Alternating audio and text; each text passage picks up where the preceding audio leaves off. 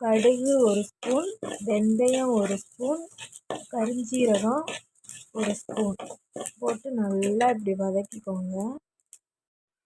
அப்புறம் வெங்காயத்தோல், கருவேப்பிலை, கொஞ்சோண்டு மருதாணி போட்டு நல்லா இதை கருக வறுத்துக்கிட்டே இருக்கணும்.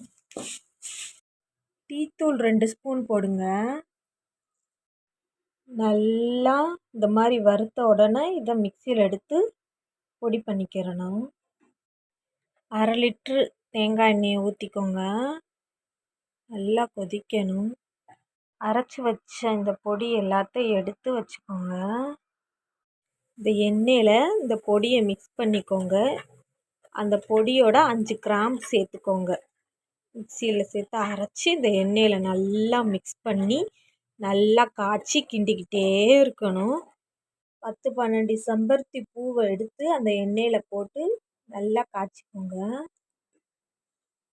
எண்ணெய் இந்த மாதிரி நல்லா ஆற வச்சு அப்புறம் இதை வடிகட்டி பாட்டிலில் அடைச்சி வச்சு நல்லா தேய்ச்சிங்கன்னா முடி நல்லா கருன்னு வளரும்.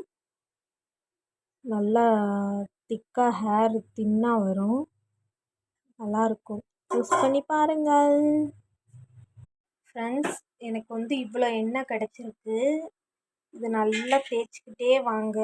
முடி நல்லா கருன்னு நல்லா நீளமாக வளரும்.